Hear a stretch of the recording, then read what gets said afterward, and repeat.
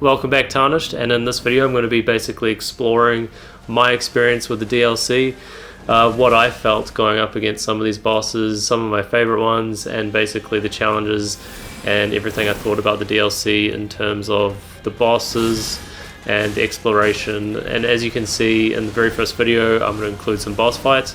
I'm going to be versing R'hllana, the Twin Moon Knight. This is captured on my PS5, and as you can see, I'm using the buckler with the golden parry, Ash of War, along with Hand of Melania. So I felt like I needed to beat this boss sort of quote unquote properly.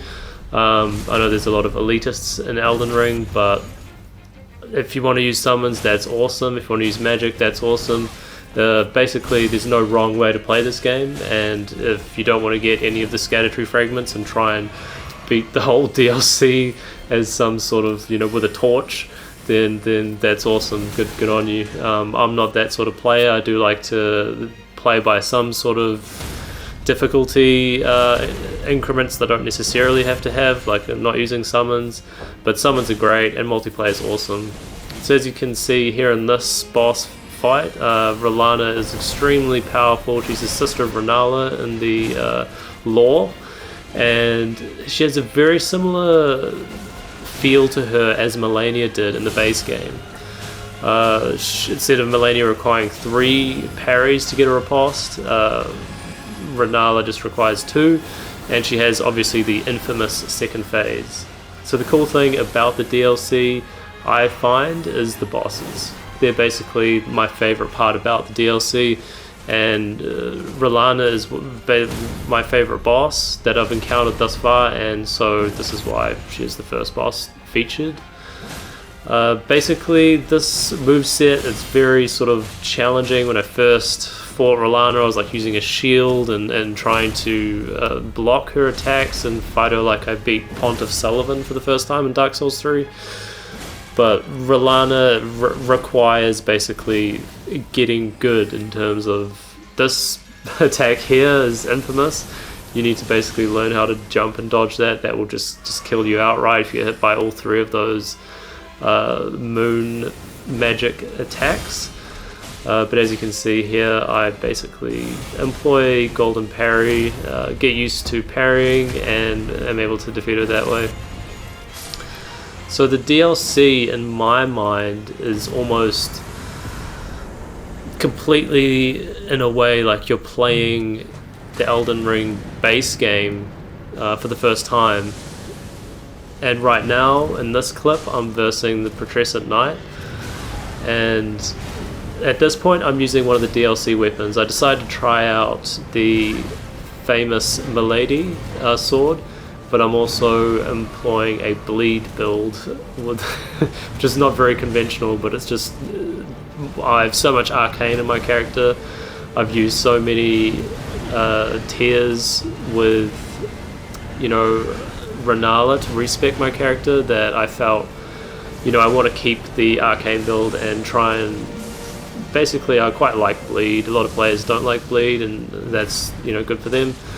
There's also nothing wrong with using magic and everything else, and basically I just versed this boss over a couple of weeks and learned its moves, how to dodge, and employed the basic tactics of what I find to be the core of a Souls experience of beating a boss by dying lots of times, essentially. The most frustrating part I've found about the DLC is probably the Scatter fragments. I know it's great how it forces you to explore more, but me, as I'm a bit of a casual player, like I don't have much time to play video games, so running around like trying to find every single Scatter fragment to be able to be the correct, meta or whatever you want to call it, to be able to fight these bosses on and somewhat equal ground was the most difficult part for me. I found myself looking up guides because I just find no joy in just running around an area for 2 hours not knowing where the fragment may be, and even still I'm not the max fragment level. It's almost boring in a way for me, if I'm being honest with you, hunting for those fragments. But yeah, there had to be some system implemented in the game to be able to not mean you can just steamroll it with a super high character. You know, Miyazaki wanted to make sure that we're going to be playing this as the, almost like we're playing Elden Ring for the first time, I believe is what he said, which is great, and it felt like that. The bosses were tough, you know. It was time to step up and verse the challenges that the game presented. As you can see here, because of this boss, Romina, Saint of the Blood, I'm wearing clean rot armor, not clean rot armor, Melania's armor, because it has really high, basically Scarlet Rot resistance, and I'm employing my old bleed build, which some people think is cheesy, which is okay, fine. That's okay, a lot of people don't, which is the power stance in the Twin Blade with Seppuku, so you can just basically pour out maximum bleed damage. Fighting Mesmer, I decided to go with bleed again, but I've toned it down to just one bleed weapon, and that was the Godskin Peeler. And I found this boss to be really cool. Basically, second phase it's quite telegraphed, the snake moves. If you learn how to dodge effectively, then that's great. I've seen clips where people are just using, you know, tank builds, and they've got like super high defense, and they just tank the boss, and I think that's awesome. That's a great way to play.